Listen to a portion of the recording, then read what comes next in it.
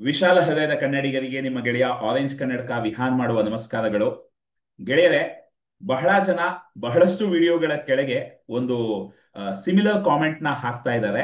ಅದು ಏನಪ್ಪಾ ಅಂದ್ರೆ, ಮೆಡಿಟೇಷನ್ ಮಾಡ್ಬೇಕಾದ್ರೆ ಅಥವಾ ಹೋಪೋನೋಪೋನೋ ಮಾಡ್ಬೇಕಾದ್ರೆ ತಮ್ಮ ಗಮನವನ್ನ ಸಂಪೂರ್ಣವಾಗಿ ಉಸಿರಾಟದ ಮೇಲೆ ಇಡೋದಕ್ಕಾಗ್ತಿಲ್ಲ, ಅಥವಾ ಫುಲ್ ಫೋಕಸ್ ಮಾಡಿ ಮೆಡಿಟೇಷನ್ ಮಾಡೋದಕ್ಕಾಗ್ತಿಲ್ಲ, ಅಥವಾ ನಕಾರಾತ್ಮಕ ಆಲೋಚನೆಗಳನ್ನ ಬರ್ದೇ ಇರೋ ಹಾಗೆ ಮನಸ್ಸನ್ನ ತಡೆಯೋದಕ್ಕಾಗ್ತಿಲ್ಲ ಅನ್ನೋ ಒಂದು ಒದ್ದಾಟನ ಹಂಚ್ಕೋತಾ ಇದ್ದಾರೆ. ಇವತ್ತಿನ ವಿಡಿಯೋನಲ್ಲಿ ನಾನು ಇದರ ಬಗ್ಗೆ ಮಾತಾಡಬೇಕು ಅಂತ ಅಂದ್ಕೊಂಡಿದ್ದೀನಿ. ಈ ಒಂದು ವಿಡಿಯೋನಲ್ಲಿ ಮಾತಾಡೋ ವಿಷಯನ ನೀವು ಸಂಪೂರ್ಣವಾಗಿ ಅರ್ಥ ಮಾಡ್ಕೊಂಡ್ರೆ ನೆಕ್ಸ್ಟ್ ನೀವು ಯಾವಾಗ್ಲೇ ನಕಾರಾತ್ಮಕ ಆಲೋಚನೆ ಬಂದ್ರು just with in a matter of ಒಂದು ನಿಮಿಷದಲ್ಲಿ ವಾಪಸ್ ಒಂದು ನಿಮಿಷನೂ ಬೇಡ, ಒಂದು 10-20 ಸೆಕೆಂಡ್ ಅಲ್ಲಿ ನೀವು ಮಾಮೂಲಿ ಆಗ್ಬಿಡ್ತೀರಾ. ಮತ್ತೆ ನಿಮ್ಮ ಕೆಲಸನ ಆರಾಮಾಗಿ ಮಾಡೋದಕ್ಕಾಗತ್ತೆ. ಈವನ್ ಧ್ಯಾನಕ್ಕೆ ಕೂತ್ರೆ ಕೂಡ ಆರಾಮಾಗಿ ಧ್ಯಾನ ಮಾಡೋದಕ್ಕಾಗತ್ತೆ. ಇದು ನನ್ನ ಪ್ರಾಮಿಸ್. ಆದ್ರೆ ಇವತ್ತು ಹೇಳೋ ವಿಷಯಗಳನ್ನ ಸಂಪೂರ್ಣವಾಗಿ ಶ್ರದ್ಧೆ ಇಟ್ಟು ಕೇಳಿ. ಮತ್ತೆ ನಾ ಹೇಳ್ದಂಗೆ ಒಂದ್ 2-3 ಸರ್ತಿ ಕೇಳಿ. ಅರ್ಥ ಆಗ್ಲಿಲ್ಲ ಅಂದ್ರೆ, ಆ ಪಾಯಿಂಟ್ಸ್ ನಿಮ್ಗೆ ತಾಕ್ಲಿಲ್ಲ ಅಂದ್ರೆ ಒಂದ್ 2-3 ಸರ್ತಿನೂ ಈ ವಿಡಿಯೋಗಳನ್ನ ನೋಡಿ. ಸೊ ದಟ್ ನಿಮ್ಗೆ ಆ ಕ್ಲಾರಿಟಿ ಸಿಕ್ಬಿಡ್ಬೇಕು. ಕ್ಲಾರಿಟಿ ಬಂದ್ರೆ ನಿಮ್ಗೆ ಇನ್ಸ್ಟೆಂಟ್ ಆಗಿ ಫ್ರೀಡಮ್ ಸಿಕ್ಬಿಡುತ್ತೆ. ನಿಮ್ಗೆ ಆ ಒದ್ದಾಟ ಕಂಪ್ಲೀಟ್ ಆಗಿ ಹೋಗ್ಬಿಡುತ್ತೆ. ಸೊ ಮೊದಲನೇದಾಗಿ, ಈ ನಕಾರಾತ್ಮಕ ಆಲೋಚನೆಗಳನ್ನ ಹ್ಯಾಂಡಲ್ ಮಾಡೋದು ಹೇಗೆ ಅಂತ ಹೇಳ್ತೀನಿ. ಮುಂಚೆ ಕೂಡ ಇದ್ರ ಬಗ್ಗೆ ಮಾತಾಡಿದೀನಿ, ಆದ್ರೆ ಇನ್ನೊಂದ್ ಸರ್ತಿ ಹೇಳ್ತೀನಿ. ನಕಾರಾತ್ಮಕ ಆಲೋಚನೆಗಳನ್ನ ನಾವು ಏನೂ ಮಾಡ್ಬೇಕಾಗಿಲ್ಲ. ಸದ್ಗುರುರವರು ಒಂದು ಅದ್ಭುತವಾದ ಮಾತನ್ನ ಹೇಳ್ತಾರೆ. ಎಷ್ಟೊಂದ್ ಜನ ಬಂದು ಅವ್ರನ್ನ ಕೇಳ್ತಾರೆ, ಮನ್ಸನ್ನ ಹೇಗೆ ನಿಲ್ಸೋದು. ಯಾವಾಗ ನೋಡಿದ್ರು ಈ ಮನ್ಸಿನ ಒಂದು ನೇಚರೇ ನಕಾರಾತ್ಮಕ ಆಲೋಚನೆಗಳನ್ನ ಸೃಷ್ಟಿ ಮಾಡೋದು. ಸಕಾರಾತ್ಮಕ ಆಲೋಚನೆಗಳಿಗಿಂತ ನಕಾರಾತ್ಮಕ ಆಲೋಚನೆಗಳು ಹೆಚ್ಚಾಗಿ ಬರುತ್ತೆ. ದಿನಕ್ಕೆ ಒಂದು ಎಷ್ಟೋ ಹೇಳ್ತಾರೆ, 60,000 ನೆಗೆಟಿವ್ ಥಾಟ್ಸ್ ಏನೋ ಬರುತ್ತೆ ಅಂತ ಹೇಳ್ತಾರೆ. ನನ್ ಸರಿ ನಂಬರ್ಗಳು ಗೊತ್ತಿಲ್ಲ. ಆದ್ರೆ ಅಷ್ಟು ಆಲೋಚನೆಗಳು ಬರ್ತಿರ್ಬೇಕಾದ್ರೆ ಮನುಷ್ಯ ಅದನ್ನ ಹೇಗ್ ತಡೆಯೋದು ಅಂತ ಪ್ರಯತ್ನ ಪಡ್ಬೇಕಾದ್ರೆ ಅವನು ಸಂತೋಷವಾಗಿರಕ್ ಸಾಧ್ಯನ, ಒದ್ದಾಡ್ತಾನ? ಅದಕ್ಕೆ ಸದ್ಗುರು ಅವರು ಒಂದು ಅದ್ಭುತವಾದ ವಿಷಯ ಹೇಳ್ತಾರೆ ನೋಡಿ. ನಾವು ಹೃದಯ ಬಡಿಯೋದನ್ನ ನಿಲ್ಸು ಅಂತ ಹೇಳ್ತಾ ಇಲ್ಲ. ಕಿಡ್ನಿ ಪ್ಯೂರಿಫೈ ಏನ್ ಮಾಡ್ತಾ ಇದೆ ಅದನ್ನ ನಾವು ನಿಲ್ಸು ಅಂತ ಹೇಳ್ತಾ ಇಲ್ಲ. ಬೇರೆ ಎಲ್ಲಾ ಪಾರ್ಟ್ಗಳು ಅದರ ಕೆಲಸನ ಇನ್ವಾಲಂಟರಿ ಆಗಿ ಏನ್ ಮಾಡುತ್ತೆ ಅದೆಲ್ಲ ಮಾಡ್ತಿದೆ. ಆದ್ರೆ ಈ ಮನಸ್ಸು ಅದ್ರ ಕೆಲಸ ಅದು ಮಾಡ್ತಾ ಇದೆ. ಅದ್ರ ಕೆಲಸ ಏನು, ಈ ಆಲೋಚನೆಗಳನ್ನ ನಿಮ್ಗೆ ಕೊಡ್ತಾನೇ ಇರೋದು. ಆದ್ರೆ ನಾವು ಮನ್ಸನ್ನ ನಿಲ್ಸು ಅಂತ ಹೇಳೋದು ಯಾವ ನ್ಯಾಯ? ಮನ್ಸನ್ನ ನಿಲ್ಸೋದಕ್ಕಾಗತ್ತಾ? ಈ ಹೃದಯ ನಿಂತ್ರೆ ಏನಾಗುತ್ತೆ? ನಾವೇ ಇರಲ್ಲ. ಅದೇ ರೀತಿ ನಾವು ಮನ್ಸನ್ನ ನಿಲ್ಸೋ ಪ್ರಯತ್ನ ಏನ್ ಮಾಡ್ತೀವಿ, ಅದು ಕೆಲಸ ಮಾಡಲ್ಲ. ಅದಕ್ಕೆ ನಾವು ಮನ್ಸನ್ನ ನಿಲ್ಸೋ ಪ್ರಯತ್ನ ಮಾಡಬಾರದು. ನಮ್ಮ ಆಲೋಚನೆಗಳು ಬಂದಾಗ ಅದರಿಂದ ಒಂದು ಡಿಸ್ಟೆನ್ಸ್ ಕ್ರಿಯೇಟ್ ಮಾಡಬೇಕು ಅಷ್ಟೇ. ಇದಕ್ಕೆ ನಾನು ಒಂದು ಉದಾಹರಣೆ ಕೊಟ್ಟೆ. ನಿಮ್ಮ ಮನೆಗೆ ಒಬ್ಬ ಕಳ್ಳ ಕದಿಯೋದಕ್ಕೆ ಬಂದಿದ್ದಾನೆ. ಅವನ್ನ ಕೋಲ್ ತಗೊಂಡು ಒಡೆದು ಓಡಿಸಿ ಅದೆಲ್ಲ ಮಾಡಿ ಅದ್ರ ಜೊತೆ ಒಂದು ಯುದ್ಧನೇ ಮಾಡ್ಬೋದು. ಆದ್ರೆ ಅದು ಮಾಡಬೇಡಿ. ಜಸ್ಟ್ ಆ ಕಳ್ಳನ್ನ ನೋಡ್ತಾ ನಗ್ತಾ ಇರಿ. ಪ್ರೀತಿಯಿಂದ ಆ ಕಳ್ಳನ್ನ ನೋಡ್ತಾ ಇರಿ. ಅವನ್ಗೆ ಕದಿಬೇಕು ಅಂತ ಮನ್ಸು ಬರಲ್ಲ, ಹಂಗೆ ವಾಪಸ್ ಹೋಗ್ಬಿಡ್ತಾನೆ.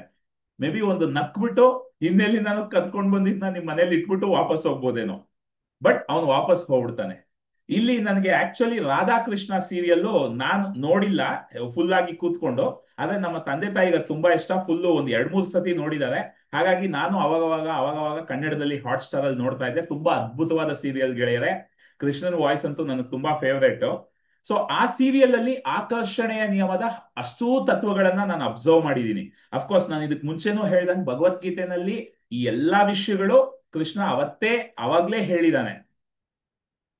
ಸೊ ಕೃಷ್ಣ ಒಂದು ಮಾತು ಹೇಳ್ತಾರೆ, ಅದ್ಭುತವಾದ ವಿಷಯ. ಯಾವ ಒಂದು ಯುದ್ಧದಲ್ಲಿ ಹೋರಾಟನೇ ನಡೆಯಲ್ವೋ ಅದೇ ಬಹಳ ಶ್ರೇಷ್ಠವಾದ ಯುದ್ಧ. ಯಾಕಂದ್ರೆ ಒಂದು ಫಿಸಿಕಲ್ ಫೈಟ್ ನಡೆದು, ಒಂದು ಹೋರಾಟ ನಡೆದು ಯಾರೇ ಗೆದ್ದರು ಯಾರಿಗೋ ದುಃಖ ಆಗುತ್ತೆ, ಯಾರೋ ಸಾಯ್ತಾರೆ, ಯಾರಿಗೋ ನಷ್ಟ ಆಗುತ್ತೆ. ಆದ್ರೆ ಸಮಾಧಾನವಾಗಿ ವಿಷಯಗಳನ್ನ ಮುಗಿಸ್ಕೊಂಡಾಗ, ಹೋರಾಟಕ್ಕೆ ಹೋಗದೆ ವಿಷಯಗಳನ್ನ ಮುಗಿಸ್ಕೊಳ್ತೀವಲ್ಲ, ಅದೇ ಶ್ರೇಷ್ಠವಾದ ಹೋರಾಟ ಅಂತಾರೆ. ಅದೇ ರೀತಿ ಈ ಮನ್ಸನ್ನ ಗೆಲ್ತೀನಿ ನಾನು. ಮನ್ಸಲ್ಲಿ ಆಲೋಚನೆಗಳೇ ಬಂದ್ರೆ ಅದನ್ನ ನಾನು ಗೆದ್ದು ಆಮೇಲೆ ನನ್ನ ಮನ್ಸನ್ನ ಹಿಡಿತಕ್ಕೆ ತಗೊಂಡು ನನ್ನ ಗುರಿಗಳನ್ನೆಲ್ಲ ಸಾಧಿಸ್ತೀನಿ ಅಂತ ಹೋದಾಗ ಆ ಹೋರಾಟದಲ್ಲಿ ತುಂಬಾ ಎನರ್ಜಿ ವೇಸ್ಟ್ ಆಗುತ್ತೆ, ತುಂಬಾ ಸ್ಟ್ರಗಲ್ ಇರುತ್ತೆ, ತುಂಬಾ ಒದ್ದಾಟ ಇರುತ್ತೆ. ಆದ್ರೆ ಪ್ರೀತಿಯ ಹೋರಾಟ ಮಾಡಿದಾಗ ಆ ಆಲೋಚನೆಗಳು ಬರುತ್ತೆ, ಅದನ್ನ ನಾವು ನೋಡ್ತೀವಿ. ಓ, ಭಯ ಬರ್ತಿದೆ, ಓ ನನಗೆ ದ್ವೇಷ ಬರ್ತಿದೆ, ಓ ನನ್ನಲ್ಲಿ ಕಾಮ ಬರ್ತಿದೆ, ಓ ನನ್ನಲ್ಲಿ ಕಂಪ್ಯಾರಿಸನ್ ಬರ್ತಾ ಇದೆ. ಅದನ್ನ ಜಸ್ಟ್ ಒಂದು ಥರ್ಡ್ ಪಾರ್ಟಿ ತರ ನಿಮ್ಮಿಂದ ನೀವು ಸಪರೇಟ್ ಆದಂಗೆ, ಅದು ನಿಮಗ್ ಬರ್ತಿಲ್ಲ, ನಿಮ್ಮ ಮನಸ್ಸಿಗೆ ಬರ್ತಾ ಇದೆ, ನೀವು ಕಾನ್ಶಿಯಸ್ನೆಸ್ ಅದನ್ನ ಜಸ್ಟ್ ನೋಡ್ತಾ ಇದ್ದೀರಾ. ಹಂಗೆ ಸ್ವಲ್ಪ ನಿಮ್ಗೂ ಆ ಆಲೋಚನೆಗೂ ಸ್ವಲ್ಪ ಡಿಸ್ಟೆನ್ಸ್ ನ ಕ್ರಿಯೇಟ್ ಮಾಡೋದಕ್ಕೆ ಶುರು ಮಾಡಿ. ಇದು ಸ್ವಲ್ಪ ಅರ್ಥ ಮಾಡ್ಕೊಳ್ಳೋದು ಕಷ್ಟ ಅನ್ನಿಸ್ಬೋದು, ಆದ್ರೆ ತಲೆ ಕೆಡಿಸ್ಕೋಬೇಡಿ. ನಿಮ್ ಒಳಗೆ ಈ ಆಲೋಚನೆಗಳು, ಈ ಏನು ನಾವು ಚರ್ಚೆ ಮಾಡ್ತಿದೀವಿ, ಇದು ಹೋಗ್ತಾ ಹೋಗ್ತಾ ಹೋಗ್ತಾ ನಿಮಗೆ ಇದು ಮಾಡೋದಕ್ಕೆ ಸಾಧ್ಯ ಆಗುತ್ತೆ. ಯಾಕಂದ್ರೆ ನನಗೂ ಇದು ಫಸ್ಟ್ ಎಲ್ಲ ಕೇಳ್ಬೇಕಾದ್ರೆ ಏನಪ್ಪ ಹೆಂಗಪ್ಪ ಸಾಧ್ಯ ಅಂತ ಅಂದ್ಕೊಳ್ತಾ ಇದ್ದೆ. ಬಟ್ ಈಗ ಬಹಳ ಸುಲಭವಾಗಿ ನನ್ನ ಆಲೋಚನೆಗಳು ನನ್ನದಲ್ಲ, ಅದು ಆಲೋಚನೆಗಳು ಮನಸ್ಸಿನ ಕೆಲಸ, ಮನಸ್ಸು ಮಾಡ್ತಿರೋದ್ರಿಂದ ಆಲೋಚನೆಗಳು ಆ ಯೂನಿವರ್ಸಲ್ ಕಾನ್ಶಿಯಸ್ನೆಸ್ ಇಂದ ನಮಗ್ ಬರ್ತಾ ಇರುತ್ತೆ. ನಾ ಹೇಳಿದೆ ಅಲ್ವಾ, ನಮ್ಮ ಮುತ್ತಜ್ಜನ ಆಲೋಚನೆಗಳು ಏನಿತ್ತು, ನಮ್ಮ ಇಡೀ ಬ್ರಹ್ಮಾಂಡದಲ್ಲಿ ಎಲ್ಲಾ ಜನರ ಆಲೋಚನೆಗಳೇನಿದೆ ಅದೆಲ್ಲ ನಮಗ್ ಬರುತ್ತೆ. ಇದೊಂದು ವಿಷಯ ಹೇಳ್ತಾರೆ, ನೀವು ತಿನ್ನೋ ಊಟದಿಂದ ನಿಮ್ಮ ಆಲೋಚನೆಗಳು, ಯಾವ ರೀತಿ ಆಲೋಚನೆಗಳು ಬರುತ್ತೆ ಅನ್ನೋದು ನಿರ್ಧಾರ ಆಗುತ್ತೆ. ನೀವು ಇರೋ ಜಾಗದಿಂದ, ಈಗ ಒಬ್ಬ ಕೊಲೆಗಾರನ ಕೈಯಿಂದ ಊಟ ಮಾಡಿದ್ರೆ ನಿಮ್ಗೂ ಕೊಲೆ ಮಾಡ್ಬೇಕು ಅನ್ನೋ ಆಲೋಚನೆ ಬರುತ್ತೆ ಅಂತ ಗಾಂಧಿಯವರು ಎಲ್ಲೋ ಹೇಳಿದ್ದಾರೆ ಅಂತ ಕೇಳಿದೀನಿ ನಾನು. ಹಾಗಾಗಿ ನಾವು ತಿನ್ನೋ ಊಟ, ನಾವು ಸೇವಿಸೋ ಗಾಳಿ, ನಾವಿರೋ ಜಾಗ, ಇದೆಲ್ಲ ಮತ್ತೆ ನಾವು ನೋಡೋ ಸಿನಿಮಾಗಳು, ನಾವು ಓದೋ ಪುಸ್ತಕಗಳು, ಇದೆಲ್ಲದ್ರಿಂದ ನಮ್ಮ ಆಲೋಚನೆಗಳು, ಯಾವ ರೀತಿ ಆಲೋಚನೆಗಳು ಬರುತ್ತೆ ಅನ್ನೋದು ನಿರ್ಧಾರ ಆಗುತ್ತೆ. ಹಾಗಾಗಿ ಆ ಆಲೋಚನೆಗಳ ಜೊತೆ ನಾನು ಯುದ್ಧ ಮಾಡ್ತೀನಿ ಅಂದ್ರೆ ಅದು ಶ್ರೇಷ್ಠವಾದ ಯುದ್ಧ ಅಲ್ಲ ಗೆಳೆಯರೆ. ಅದರಲ್ಲಿ ಯಾರೋ ಒಬ್ಬರಿಗೆ ನಷ್ಟ ಆಗುತ್ತೆ, ನಮ್ಗೆ ಆಕ್ಚುಲಿ ಮನ್ಸು ಬಿಡಿ, ನಮ್ಗೆ ನಷ್ಟ ಆಗುತ್ತೆ, ನಾವೇ ಒದ್ದಾಡ್ತೀವಿ, ನಾವೇ ಸಿಕ್ಕಾಪಟ್ಟೆ ಕಷ್ಟ ಪಡ್ಬೇಕಾಗತ್ತೆ. ಅದರ ಬದಲು ಈ ಒಂದು ಡಿಸ್ಟೆನ್ಸ್ ನ ಕ್ರಿಯೇಟ್ ಮಾಡೋದಕ್ಕೆ ಶುರು ಮಾಡಿ. ನಕಾರಾತ್ಮಕ ಆಲೋಚನೆಗಳು ಬಂದಾಗ ಅದು ಬರ್ಲಿ, ಏನ್ ತೊಂದರೆ ಇಲ್ಲ. ನೀವು ಮತ್ತೆ ನಿಮ್ಮ ಫೋಕಸ್ ನ ನಿಮ್ಮ ಉಸಿರಾಟದ ಮೇಲೆ ತನ್ನಿ, ಅಥವಾ ನೀವೇನ್ ಹೋಪೋನೋಪೋನೋ ಮಾಡ್ತಾ ಇದ್ರೆ ಅದ್ರ ಮೇಲೆ ತನ್ನಿ, ಅಥವಾ ಇನ್ನೇನೋ ನೀವೇನ್ ಕೆಲಸ ಮಾಡ್ತಿದೀರಾ ಅದರ ಮೇಲೆ ಮತ್ತೆ ಮತ್ತೆ ತನ್ನಿ ಪ್ರೀತಿಯಿಂದ. ನಾವ್ ಅದ್ರ ಜೊತೆ ಯುದ್ಧ ಮಾಡೋದಕ್ಕೆ ಹೋಗ್ತೀವಲ್ಲ, ಅಲ್ಲೇ ನಮ್ಮ ಎನರ್ಜಿ ವೇಸ್ಟ್ ಆಗುತ್ತೆ, ತುಂಬಾ ಬೇಗ ಸುಸ್ತಾಗೋಗುತ್ತೆ. ಆದ್ರೆ ಅದನ್ನ ಪ್ರೀತಿಯಿಂದ ಒಂದು ಸಣ್ಣ ಮಗು ತರ ನೀವು ಅದನ್ನ, ಆ ಆಲೋಚನೆಗಳನ್ನ, ಆ ಮನ್ಸು ತರೋದನ್ನ ನೀವು ನೋಡ್ತಾ ಇದ್ರೆ ಆದಷ್ಟು ಬೇಗ ಮನ್ಸು ಸೈಲೆಂಟ್ ಆಗುತ್ತೆ, ಮನ್ಸು ತರಲೆ ಮಾಡಲ್ಲ, ಕಳ್ಳ ಕದಿಯೋದಕ್ಕೆ ಹೋಗಲ್ಲ. ಈ ಸೀಕ್ರೆಟ್ ಅರ್ಥ ಆಯ್ತು ಅನ್ಸುತ್ತೆ. ಇದ್ರ ಬಗ್ಗೆ ಇನ್ನಷ್ಟು ನಾನು ಮಾತಾಡ್ತೀನಿ, ಬಟ್ ಇದನ್ನ ನೆನ್ಪಿಟ್ಕೊಳ್ಳಿ, ಯುದ್ಧ ಮಾಡೋದಕ್ಕೆ ಹೋಗ್ಬೇಡಿ ಮನ್ಸಿನ ಜೊತೆ. ಮನ್ಸನ್ನ, ಆ ಆಲೋಚನೆಗಳು ಏನ್ ಬರ್ತಾ ಇರುತ್ತೆ, ನಕಾರಾತ್ಮಕ ಆಲೋಚನೆಗಳು, ಅದು ನಮ್ದಲ್ಲ. ನಮ್ಮ ತಾತಂದಿರಲ್ಲಿ ಇದ್ದ ಕಾಮ ನಮ್ಮಲ್ಲಿ ಕಾಮವಾಗಿ ಬರುತ್ತೆ. ಅದಕ್ಕೆ ನನ್ನ ಕಾಮ ಅಂತ ಅನ್ಕೊಂಡ್ರೆ ನನಗೆ ಫುಲ್ ದುಃಖ ಆಗುತ್ತೆ, ನಾನು ಯಾಕೆ ಹೀಗಿದ್ದೀನಿ ಅಂತೆಲ್ಲ ಅನ್ಸುತ್ತೆ. ಆದ್ರೆ ಅದು ನನ್ನ ಆಲೋಚನೆಗಳೇ ಅಲ್ಲ, ಅದು ಮನ್ಸು ಮಾಡ್ತಿರೋ ಕೆಲಸ. ನಾನು ತಿಂದಿರೋ ಊಟದಿಂದ ಆ ಆಲೋಚನೆಗಳು ಬರ್ಬೋದು, ನಾನು ಇವತ್ತೇನೋ ಟಿವಿನಲ್ಲಿ ನೋಡಿದ್ರಿಂದ ಬರ್ಬೋದು. ಸೊ ನಾನು ನನ್ನನ್ನ ಸ್ವಲ್ಪ ಆಲೋಚನೆಗಳಿಂದ ದೂರ ಮಾಡ್ಕೊಂಡಷ್ಟು ನನಗೆ ಆ ಒದ್ದಾಟ ಕಡಿಮೆ ಆಗುತ್ತೆ, ಅದರ ಜೊತೆ ಹೋರಾಟ ಕಡಿಮೆ ಆಗುತ್ತೆ. ಅದು ಯಾವಾಗ ಕಡಿಮೆ ಆಗುತ್ತೆ, ಮನಸ್ಸು ಶಾಂತಿ ಆಗುತ್ತೆ, ಫೋಕಸ್ ಜಾಸ್ತಿ ಆಗುತ್ತೆ. ಯಾರ್ಯಾರಿಗೆ ಕಾನ್ಸಂಟ್ರೇಷನ್ ಮಾಡೋದಕ್ಕಾಗಲ್ಲ ಅಂತಿದ್ದೀರಾ, ಇದು ಒಂದು ಸೀಕ್ರೆಟ್. ನಾನು ಇದ್ರ ಬಗ್ಗೆ ರೀಸೆಂಟ್ ಆಗು ಹೇಳಿದೆ, ರಜನಿಕಾಂತ್ ಅವರ ಒಂದು ವಿಡಿಯೋ ನೋಡಿದೆ ಮೆಡಿಟೇಷನ್ ಬಗ್ಗೆ, ನನಗೆ ಬಹಳ ಇಷ್ಟ ಆಯ್ತು. ಅವರು ಯೋಗಿನೇ, ರಜನಿಕಾಂತ್ ಅವರು ಒಂದು ದೊಡ್ಡ ಯೋಗಿ, ಸ್ಪಿರಿಚುವಲ್ ಆಗಿ ಎಷ್ಟೊಂದು ಸಾಧನೆಗಳನ್ನ ಮಾಡುವಂತ ಒಂದು ವ್ಯಕ್ತಿ, ಕ್ರಿಯಾಯೋಗ ಎಲ್ಲವನ್ನೂ ಮಾಡ್ತಾರೆ. ಸೊ ಅವರು ಇದ್ರ ಬಗ್ಗೆ ಮಾತಾಡ್ತಾರೆ. ಮೆಡಿಟೇಷನ್ ಮಾಡ್ಬೇಕಾದ್ರೆ ನೋಡಿ, ನಾನು ವೈಯಕ್ತಿಕವಾಗಿ ನನ್ನ ಬಗ್ಗೆ ಹೇಳೋದಾದ್ರೆ, ಸದ್ಗುರುರವರ ಶಾಂಭವಿ ಮಹಾಮುದ್ರ ಒಂದು 2.5 ವರ್ಷ ಸತತವಾಗಿ ಕರೆಕ್ಟ್ ಆಗಿ ಮಾಡ್ತಾ ಬಂದಿದ್ದೀನಿ, ಪ್ರತಿದಿನ ಮಾಡಿದ್ದೆ. ರವಿಶಂಕರ್ ಗುರುಜಿಯವರ ಆ ಅದಕ್ಕೆ ಏನೋ ಸುದರ್ಶನ ಕ್ರಿಯಾ ಅಂತೀವಿ, ಸೊ ಸುದರ್ಶನ ಕ್ರಿಯಾ ಒಂದು ಸಣ್ಣ ಟೈಮ್ ಪೀರಿಯಡ್ ಮಾಡಿದ್ದೆ. ಈಗ ಇನ್ನೊಂದು ಗುರುಗಳದ್ದು ಏನೋ ಒಂದು ಮೆಡಿಟೇಷನ್ ಕ್ರಮವನ್ನ ನಾನು ಫಾಲೋ ಮಾಡ್ತಾ ಇದ್ದೀನಿ. ಬಟ್ ನಾನ್ ಏನ್ ಕಂಡ್ಕೊಂಡೆ ಅಂದ್ರೆ, ನೀವು ಯಾವುದೇ ಮೆಡಿಟೇಷನ್ ಕ್ರಮ ಮಾಡಿ, ಸದ್ಗುರುರವರಾಗ್ಲಿ ಇವರೆಲ್ಲರೂ ಹೇಳೋದೇನು ಅಂದ್ರೆ, ಈ ಮೆಡಿಟೇಷನ್ ಎಲ್ಲ ಒಂಥರ ನಿಮ್ಗೆ ನಿಮ್ಮ ಜೀವನದ ಎಲ್ಲ ಕ್ಷೇತ್ರಗಳಲ್ಲೂ ಒಂದು ಅಭಿವೃದ್ಧಿ ತರುವಂತಹ ಒಂದು ಹೂಡಿಕೆ ಇದು. ನೀವು ಮೆಡಿಟೇಷನ್ ಮಾಡಿ ನಿಮ್ಮ ಮೈಂಡ್ ನ ಕಾಮ್ ಮಾಡಿ, ನೀವು ಆ ಹೈಯರ್ ಪವರ್ಗೆ ಸರೆಂಡರ್ ಆದಾಗ ನಿಮ್ಗೆ ಸರಿಯಾದ ಅವಕಾಶಗಳು ಹುಡುಕೊಂಡು ಬರುತ್ತೆ, ಸರಿಯಾದ ಆಲೋಚನೆಗಳು ಬಂದು ಕೆಲಸ ಸರಿ ಮಾಡಕ್ಕಾಗತ್ತೆ. ನಾವು ಕಷ್ಟಪಟ್ಟು ಯೋಚಿಸಿ ನನ್ನ ಬುದ್ಧಿವಂತಿಕೆನ ಬಳಸಿ ಮಾಡ್ತೀನಿ ಅಂತ ಹೋದಾಗ ಬಹಳ ಒದ್ದಾಟ ಇರುತ್ತೆ. ಸಮುದ್ರದ ಅಲೆಗಳು ಕರೆಂಟ್ ಅಂತ ಏನ್ ಅಂತೀವಿ, ಸಮುದ್ರದಲ್ಲಿ ಒಂದು ಕರೆಂಟ್ ಇರುತ್ತೆ, ಅಲೆಗಳು ಈ ಕಡೆ ಹೊಡಿತಾ ಇರುತ್ತೆ, ಆ ಕಡೆ ಹೊಡಿತಾ ಇರುತ್ತೆ, ನೀವು ಸಮುದ್ರದಲ್ಲಿ ಈಜೋದಕ್ಕೆ ಹೋದ್ರೆ. ಸೊ ಆ ಕರೆಂಟ್ ಜೊತೆ ಹೋದ್ರೆ ನೀವು ಸುಮ್ನೆ ಹಿಂಗೆ ನೀರಲ್ಲಿ ಬಿದ್ರೆ ಸಾಕು, ನೀರೇ ಎಳ್ಕೊಂಡು ಹೋಗ್ಬಿಡುತ್ತೆ. ಆದ್ರೆ ಆ ಕರೆಂಟ್ ಅಗೇನ್ಸ್ಟ್ ಆಗಿ ನಾನು ಈಜ್ತೀನಿ ಅಂತ ಹೋದ್ರೆ ತುಂಬಾ ಎಫರ್ಟ್ ಹಾಕ್ಬೇಕಾಗತ್ತೆ. ಸೊ ಯಾವಾಗ ನಾವು ಆ ಯೂನಿವರ್ಸಲ್ ಕಾನ್ಶಿಯಸ್ನೆಸ್ಗೆ ಟ್ಯೂನ್ ಇನ್ ಆಗ್ತೀವಿ ಮೆಡಿಟೇಷನ್ ಮುಖಾಂತರ, ನಮ್ಮ ಮನಸ್ಸನ್ನ ಅಬ್ಸರ್ವ್ ಮಾಡ್ತಾ ಆ ಮನಸ್ಸು ಸೈಲೆಂಟ್ ಆದಾಗ, ಯೂನಿವರ್ಸಲ್ ಕಾನ್ಶಿಯಸ್ನೆಸ್ಗೆ ನಾವು ಟ್ಯೂನ್ ಇನ್ ಆದಾಗ ಕರೆಕ್ಟ್ ಆದ ಆಲೋಚನೆಗಳು ಬರುತ್ತೆ. ಏನ್ ಮಾಡ್ಬೇಕು ಈ ಕ್ಷಣದಲ್ಲಿ, ಏನ್ ಮಾಡಿದ್ರೆ ನನ್ಗೆ ಅಭಿವೃದ್ಧಿ ಸಿಗುತ್ತೆ, ಅದು ನಂಗೆ ದಾರಿ ತೋರಿಸ್ತಾ ಹೋಗುತ್ತೆ ಪ್ರಕೃತಿ. ನಮಗೆ ರಿಸಲ್ಟ್ಸ್ ಬೇಗ ಬರುತ್ತೆ. ಆದ್ರೆ ಎಲ್ಲವನ್ನೂ ನಾನು ಮಾಡ್ತೀನಿ, ನಾನು ಓದ್ತೀನಿ, ನಾನು ಕಲಿತೀನಿ, ನಾನು ಇದು ಮಾಡ್ತೀನಿ ಅದ್ ಮಾಡ್ತೀನಿ ಅಂತ, ಮತ್ತೆ ನನ್ನ ಮನ್ಸನ್ನ ನಾನು ಕಂಟ್ರೋಲ್ ತಗೊಳ್ತೀನಿ ಅಂತ ಹೋದಾಗ ಆ ಕರೆಂಟ್ಗೆ ಅಗೇನ್ಸ್ಟ್ ಆಗಿ ನೀವು ಈಜ್ತಾ ಇರೋ ತರ ತುಂಬಾ ಒದ್ದಾಟ ಇರುತ್ತೆ, ತುಂಬಾ ಬೇಜಾರಾಗ್ತಾ ಇರುತ್ತೆ, ತುಂಬಾ ಡಿಸಪಾಯಿಂಟ್ ಆಗ್ತೀರಾ, ಡೆಸ್ಪರೇಷನ್ ಬರುತ್ತೆ. ಸೊ ಹಾಗಾಗಿ ಆಲೋಚನೆಗಳನ್ನ ತಡೆಯೋದಕ್ಕೆ ಹೋಗ್ಬೇಡಿ, ಆಲೋಚನೆಗಳನ್ನ ನೋಡೋದಕ್ಕೆ ಶುರು ಮಾಡಿ. ಅವಾಗ ಕಾನ್ಸಂಟ್ರೇಷನ್ ಖಂಡಿತ ಜಾಸ್ತಿ ಆಗುತ್ತೆ. ಸೊ ರಜಿನಿ ಅವರು ಹೇಳೋದು ಅದೇ. ಇನಿಷಿಯಲಿ ಮೆಡಿಟೇಷನ್ ಕೂತ್ಕೊಂಡಾಗ ನನಗೆ ಸದ್ಗುರುಗಳದ್ದು ಶಾಂಭವಿ ಮಹಾಬುದ್ಧ ಒಂದ್ 2.5 ವರ್ಷ ಮಾಡಿದೆ. ಆಮೇಲೆ ನನಗೂ ಇದೇ ಸಮಸ್ಯೆ ಆಯ್ತು. ಮೆಡಿಟೇಷನ್ ಕೂತ್ಕೊಳ್ಳೋದು ಒಂದು ಅರ್ಧ ಗಂಟೆ ಅದು ಪ್ರಾಸೆಸ್ ಇದೆ.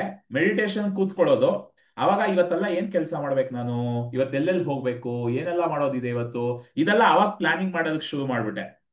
ಏನಪ್ಪಾ ಇದು, ಇದೆಲ್ಲ ನಾನು ಮೆಡಿಟೇಷನ್ ಅಂತ ಕೂರ್ತೀನಿ, ಆದ್ರೆ ಬರೀ ತಲೆನಲ್ಲಿ ಆಲೋಚನೆಗಳೇ ಓಡ್ತಾ ಇದೆಯಲ್ಲ ಅಂದ್ಬಿಟ್ಟು ನನಗೆ ಒಂಥರ ಬೇಜಾರಾಗಿ ಹೋಗಿ ಬಿಟ್ಬಿಟ್ಟೆ ಅದನ್ನ ಮಾಡೋದು. ಬಟ್ ಆಕ್ಚುಲಿ ಈಗ ನನಗೆ ಅರ್ಥ ಆಗಿದೆ, ಇನಿಷಿಯಲಿ ಎಲ್ರಿಗೂ ಅದಾಗುತ್ತೆ. ಮೆಡಿಟೇಷನ್ ಮಾಡ್ಬೇಕಾದ್ರೆ, ಅದು ನಾನು ಒಂದು 2.5 ವರ್ಷ ಮಾಡಿದೀನಿ, ಮಧ್ಯದಲ್ಲೆಲ್ಲ ಎಷ್ಟೊಂದು ರಿಸಲ್ಟ್ಸ್ ಬಂದಿದೆ. ಆದ್ರೂ ಈ ವಿಷಯ ನನಗೆ ಅರ್ಥ ಆಗಿರ್ಲಿಲ್ಲ. ನಾನು ಹೋರಾಡ್ತಾ ಇದ್ದೆ, ಬರಬಾರ್ದು ಅದು. 2.5 ವರ್ಷ ನಾನು ಮೆಡಿಟೇಷನ್ ಮಾಡಿದೀನಿ, ನನ್ಗೆ ನಂಗೆ ಆಲೋಚನೆಗಳು ಬರ್ಬೋದು, ನನಗೆ ಫುಲ್ ಕಾನ್ಸಂಟ್ರೇಷನ್ ಇರ್ಬೇಕು ಮೆಡಿಟೇಷನ್ ಕೂತಾಗ, ಆಲೋಚನೆಗಳೇ ಬರಬಾರ್ದು ಅಂತ ನಾನು ಹೋರಾಡಕ್ ಶುರು ಮಾಡಿದೆ. ಕೊನೆಗೆ ಮೆಡಿಟೇಷನ್ನೇ ಬಿಟ್ಬಿಟ್ಟೆ, ಆ ಶಾಂಭವಿ ಮಹಾಮುದ್ರ ಮಾಡೋದನ್ನೇ ನಿಲ್ಸ್ಬಿಟ್ಟಿದ್ದೆ. ಬಟ್ ಈಗ ನನಗೆ ಅದರ ನಿಜಾಂಶ ಅರ್ಥ ಆಗಿದೆ. ಆ ಆಲೋಚನೆಗಳು ಬರಬಾರ್ದು ಅಂತ ಯೋಚಿಸೋದ್ರಲ್ಲೇ ಸಮಸ್ಯೆ ಇರೋದು. ಆ ಆಲೋಚನೆಗಳು ಬಂದ್ರೆ ಬರ್ಲಿ, ಆದ್ರೆ ನೀವು ಏನ್ ಕೆಲಸ ಮಾಡ್ತಿದ್ದೀರೋ ಅದರ ಮೇಲೆ ಮತ್ತೆ ಮತ್ತೆ ಗಮನ ತರೋದಕ್ಕೆ ಶುರು ಮಾಡಿ. ಇದನ್ನ ಮಾಡ್ತಾ ಮಾಡ್ತಾ ಮಾಡ್ತಾ ಅದರ ಜೊತೆ ಯುದ್ಧ ಮಾಡೋದನ್ನ ನಿಲ್ಸಿ, ನೀವು ನಿಮ್ಮ ಮೆಡಿಟೇಷನ್ ಅನ್ನಾಗ್ಲಿ, ನೀವು ಮಾಡ್ತಿರೋ ಕೆಲಸವನ್ನಾಗ್ಲಿ ಮಾಡ್ತಾ ಹೋದಾಗ ವೆರಿ ಸೂನ್ ನಿಮ್ಗೇ ಗೊತ್ತಿಲ್ದಂಗೆ ಆ ಮನಸ್ಸು ಸೈಲೆಂಟ್ ಆಗ್ಬಿಡುತ್ತೆ. ನಾವು ಅಂತರಂಗ ಜಗತ್ತಲ್ಲಿ ಶಾಂತಿಯನ್ನ ತಂದಾಗ ಬಹಿರಂಗ ಜಗತ್ತಲ್ಲಿ ಕೂಡ ನೀವು ಆ ರಿಸಲ್ಟ್ಸ್ ನ ನೋಡೋದಕ್ಕೆ ಸ್ಟಾರ್ಟ್ ಮಾಡ್ತೀವಿ. ಇದೇ ಸೀಕ್ರೆಟ್ ಗೆಳೆಯರೇ. ಇಲ್ಲಿ ಆಲೋಚನೆಗಳು ಬರ್ಲಿ ತೊಂದರೆ ಇಲ್ಲ, ನಕಾರಾತ್ಮಕ ಆಲೋಚನೆಗಳು ಬರ್ಲಿ ತೊಂದರೆ ಇಲ್ಲ, ಕಾನ್ಸಂಟ್ರೇಷನ್ ಬರ್ಲಿಲ್ಲ ಅಂದ್ರೆ ತೊಂದರೆ ಇಲ್ಲ. ಇನಿಷಿಯಲ್ ಆಗಿ ಕಾನ್ಸಂಟ್ರೇಷನ್ ಅನ್ನ ಮತ್ತೆ ಮತ್ತೆ ಮತ್ತೆ ಮತ್ತೆ ನಿಮ್ಮ ಕೆಲಸಕ್ಕೆ ನೀವು ಫೋರ್ಸ್ಫುಲ್ ಆಗಿ ತನ್ನಿ, ಆದ್ರೆ ಪ್ರೀತಿಯಿಂದ ತನ್ನಿ. ಆದ್ರೆ ವೆರಿ ಸೂನ್ ನಿಮ್ಮ ಮನಸ್ಸು ಕಂಟ್ರೋಲ್ ಬರುತ್ತೆ, ಅದು ಶಾಂತಿ ಆಗುತ್ತೆ. ಓ ಇವ್ನು ಏನ್ ಮಾಡಿದ್ರು ಇವನು ಜಗ್ಗಲ್ಲ, ಇವನ್ ನನ್ನ ಜೊತೆ ಹೋರಾಡಲ್ಲ ಅಂದಾಗ, ಅದೇ ಅಹಿಂಸಾ ಮಾರ್ಗ ತರ ಅದು. ಹಿಂಸೆಯಿಂದ ಹೋರಾಡಿದ್ರೆ ಯಾರ್ ಗೆದ್ರು ಯಾರಿಗೋ ಒಬ್ಬರಿಗೆ ಏಟ್ ಆಗುತ್ತೆ, ನೋವಾಗುತ್ತೆ, ಅದು ಜಗಳ ದೊಡ್ಡದಾಗ್ತಾನೆ ಹೋಗುತ್ತೆ. ಆದ್ರೆ ಅಹಿಂಸೆಯ ಮಾರ್ಗದಲ್ಲಿ ಸೋಲು ಒಪ್ಕೊಳ್ಳೇಬೇಕು, ಯಾಕಂದ್ರೆ ಯಾರಿಗೂ ಜಗ್ಗಲ್ಲ ಇವನು ಶಾಂತಿನ ಯಾರ ಕೈಯಿಂದನೂ ಹಾಳು ಮಾಡಕ್ ಆಗಲ್ಲ ಅಂತ ಮನ್ಸಿಗೆ ಗೊತ್ತಾದಾಗ ಆ ಮನ್ಸು ಆಟೋಮ್ಯಾಟಿಕ್ ಆಗಿ ಸೈಲೆಂಟ್ ಆಗುತ್ತೆ, ನಿಮಗೆ ಕಾನ್ಸಂಟ್ರೇಷನ್ ವಾಪಸ್ ಬರುತ್ತೆ, ನಿಮಗೆ ಮನಸ್ಸಲ್ಲಿ ಆ ಒಂದು ಶಾಂತಿ ಬರುತ್ತೆ. ಮನಸ್ಸನ್ನ ಆ ಯೂನಿವರ್ಸಲ್ ಕಾನ್ಶಿಯಸ್ನೆಸ್ಗೆ ಟ್ಯೂನ್ ಮಾಡೋದಕ್ಕಾಗತ್ತೆ. ಅದು ಯಾವಾಗ ಮಾಡೋದಕ್ಕಾಗತ್ತೆ, ನೀವು ಅಂದ್ಕೊಂಡಿದ್ದೆಲ್ಲ ಮ್ಯಾನಿಫೆಸ್ಟೇಷನ್ಸ್ ಫಾಸ್ಟ್ ಆಗುತ್ತೆ. ಈ ಒದ್ದಾಟ ಅನ್ನೋದು ಲೋ ಫ್ರೀಕ್ವೆನ್ಸಿ, ಕಾಮ್ನೆಸ್ ಸ್ಥಿರತೆ ಅದು ಹೈ ಫ್ರೀಕ್ವೆನ್ಸಿ. ಸೊ ಆ ಹೈ ಫ್ರೀಕ್ವೆನ್ಸಿಗೆ ಹೋಗೋದು ಹೇಗೆ, ಈ ಲೋ ಫ್ರೀಕ್ವೆನ್ಸಿನಲ್ಲಿ ಶಾಂತಿಯಿಂದ ನೋಡ್ತಾ ಇರೋದು. ಯಾಕಂದ್ರೆ ನಾ ಹೇಳಿದ್ನಲ್ಲ, ಯುದ್ಧ ಮಾಡಿ ಗೆಲ್ಲಕ್ಕಾಗಲ್ಲ ಇದನ್ನ, ಶಾಂತಿಯಿಂದ ನೋಡ್ತಾ ನೋಡ್ತಾ ನೋಡ್ತಾ. ನಾ ಹೇಳಿದ್ನಲ್ಲ, ಇನ್ನೂ ಕತ್ಲೆನ ಹೋಗ್ಸೋದಕ್ ಸ್ವಿಚ್ ಇಲ್ಲ, ಬೆಳಕಿನ ಲೈಟ್ ನ ಸ್ವಿಚ್ ಹಾಕಿದಾಗ ಬೆಳಕ್ ಬಂದಾಗ ಕತ್ಲೆ ಆಟೋಮೆಟಿಕ್ ಆಗಿ ಹೋಗ್ಬಿಡುತ್ತೆ. ಸೊ ನಿಮ್ಮ ಗಮನನ ನೀವು ಮತ್ತೆ ಮತ್ತೆ ಮತ್ತೆ ಮತ್ತೆ ನೀವು ಏನ್ ಕೆಲಸ ಮಾಡ್ತಿದ್ರೋ ಅದಕ್ಕೆ ಸ್ವಲ್ಪ ಕಷ್ಟ ಆದ್ರೂ ತರ್ತಾ ಇರಿ. ಎಲ್ಲವೂ ಶುರು ಮಾಡ್ತಾ ಅದ್ ಹೇಳ್ತಾರಲ್ಲ, ಮಾಡ್ತಾ ಮಾಡ್ತಾ ಅದು ಅದೇನೋ ಹೇಳ್ತಾರೆ ಬ್ರಹ್ಮವಿದ್ಯೆ ಅಂತ, ಆತರ ಶುರು ಮಾಡ್ಬೇಕಾದ್ರೆ ಅದು ಸ್ವಲ್ಪ ಕಷ್ಟ ಆಗ್ಬೋದು. ಕಂಪ್ಲೀಟ್ ಆಗಿ ಅದು ಓಕೆ. ಬಟ್ ಮಾಡ್ತಾ ಮಾಡ್ತಾ ಮಾಡ್ತಾ ಖಂಡಿತ ನಿಮ್ಗೆ ಕಂಟ್ರೋಲ್ ಸಿಗುತ್ತೆ. ನನಗೆ ಎಷ್ಟೊಂದು ವರ್ಷ ಮಾಡ್ತಾ ಬಂದಿದ್ದೀನಿ, ಬಟ್ ಅದೇ ಈಗ ಗುರುಗಳು ಸಿಕ್ಕಿ ಒಂದು ಕೆಲವೇ ತಿಂಗಳಲ್ಲಿ ನನಗೆ ಆ ಬ್ರೇಕ್ ಥ್ರೂ ಸಿಕ್ತು. ಸೊ ಒಳ್ಳೆ ಗುರುಗಳು ಸಿಕ್ಕಿದಾಗ ನೀವು 10 ವರ್ಷ ತಗೊಳ್ಳೋ ವಿಷಯ ಒಂದು ವರ್ಷದಲ್ಲೇ ಕಲಿಯೋದಕ್ಕಾಗತ್ತೆ. ಹಾಗಾಗಿಯೇ ನಾನು ಈ ವಿಡಿಯೋಗಳನ್ನ ನಿಮಗಾಗಿ ಮಾಡ್ತಾ ಇರೋದು. ಯಾರೋ ಒಬ್ರು ನಿಮ್ಗೆ ಆ ಸ್ವಲ್ಪ ಕ್ಲಾರಿಟಿ ಕೊಡ್ತಾ ಹೋದ್ರೆ, ಆ ಮಾರ್ಗದರ್ಶನ ನೀಡ್ತಾ ಹೋದ್ರೆ, ನೀವು ಎಲ್ಲವೂ ಒದ್ದಾಡಿ ಒದ್ದಾಡಿ ಕಲ್ತ್ಕೋಬೇಕಾಗಿಲ್ಲ. ನನ್ನ ಒಂದು ಅನುಭವದ ಒಂದು ಅಡ್ವಾಂಟೇಜ್ ನ ನೀವು ಪಡ್ಕೋಬಹುದು, ಅದರ ಒಂದು ಫಲನ ನೀವು ಅನುಭವಿಸಬಹುದು ಅನ್ನೋ ಒಂದು ಉದ್ದೇಶದಿಂದ ಈ ವಿಡಿಯೋ ಮಾಡ್ತಾ ಇದ್ದೀನಿ. ಹಾಗಾಗಿ ಇದನ್ನ ಪ್ರಯತ್ನ ಪಡಿ, ಒದ್ದಾಡೋದಕ್ಕೆ ಹೋಗ್ಬೇಡಿ. ನನಗೆ ಕಾನ್ಸಂಟ್ರೇಷನ್ ಮಾಡಕ್ ಆಗ್ತಿಲ್ಲ, ನನಗೆ ಫೋಕಸ್ ಬರ್ತಿಲ್ಲ, ನನ್ ಮೆಡಿಟೇಷನ್ ಅಲ್ಲಿ ನಕಾರಾತ್ಮಕ ಆಲೋಚನೆಗಳು ಬರ್ತಾ ಇದೆ, ತಲೆನೇ ಕೆಡಿಸ್ಕೋಬೇಡಿ. ನೋಡ್ತಾ ಹೋಗಿ, ಆಟೋಮೆಟಿಕ್ ಆಗಿ ವೆರಿ ಸೂನ್ ನಿಮಗೆ ಕಂಟ್ರೋಲ್ ಸಿಗುತ್ತೆ. ಎಷ್ಟಕ್ಕೆಷ್ಟು ನೀವು ಶಾಂತರಾಗ್ತಿರೋ, ಆ ಮನಸ್ಸನ್ನ ಅದ್ರ ಕೆಲಸ ಅದನ್ನ ಮಾಡೋದಕ್ಕೆ ಬಿಡ್ತಿರೋ, ಅಷ್ಟು ಫಾಸ್ಟ್ ಆಗಿ ನಿಮಗೆ ರಿಸಲ್ಟ್ಸ್ ಬರುತ್ತೆ. ಫುಲ್ ಕ್ಲಾರಿಟಿ ಕೊಟ್ಟಿದ್ದೀನಿ ಗೆಳೆಯರೆ. ಇನ್ನೂ ಏನಾದ್ರೂ ಪ್ರಶ್ನೆಗಳಿದ್ರೆ ಕೇಳಿ, ಖಂಡಿತ ಉತ್ತರಿಸ್ತೀನಿ. ಆದ್ರೆ ಇದನ್ನ ಪ್ರಯತ್ನ ಪಡಿ. ಏನೇ ಒಂದು ಕೇಳೋದಲ್ಲ, ಅದನ್ನ ನೀವು ಯಾವಾಗ ಇಂಪ್ಲಿಮೆಂಟ್ ಮಾಡ್ತೀರಾ ನಿಮಗೆ ರಿಸಲ್ಟ್ಸ್ ಕಾಣೋದಕ್ಕೆ ಶುರುವಾಗುತ್ತೆ. ಹಾಗಾಗಿ ಎಲ್ಲರೂ ಮಾಡಿ. ಏನ್ ರಿಸಲ್ಟ್ಸ್ ಬಂತು, ಏನ್ ಆಯ್ತು, ಒಂದ್ ಸ್ವಲ್ಪ ದಿನ ಪ್ರಯತ್ನ ಪಟ್ಟು ಆಮೇಲೆ ಕೆಳಗ್ ಬಂದು ಕಾಮೆಂಟ್ ಮಾಡೋದನ್ನ ಮರಿಬೇಡಿ. ಮತ್ತೆ ಈ ವಿಡಿಯೋಗಳನ್ನ ಆದಷ್ಟು ಜನಕ್ಕೆ ತಲುಪಿಸಿ, ಮತ್ತೆ ಶೇರ್ ಮಾಡಿ, ಸಬ್ಸ್ಕ್ರೈಬ್ ಮಾಡಿ, ಆ ಬೆಲ್ ಐಕಾನ್ ನ ಒತ್ತಿ, ಮತ್ತೆ ನಿಮ್ಮ ರಿಸಲ್ಟ್ಸ್ ಅನ್ನ ಶೇರ್ ಮಾಡಿ. ಅದೇ ನನಗೆ ಪ್ರೋತ್ಸಾಹ, ಅದೇ ನನಗೆ ಉತ್ಸಾಹ ಇನ್ನಷ್ಟು ಹೆಚ್ಚು ವಿಡಿಯೋಸ್ ಮಾಡೋದಕ್ಕೆ. Thank you. This is orange ಕನ್ನಡಕ ವಿಹಾನ್ ಸೈನಿಂಗ್ ಆಫ್.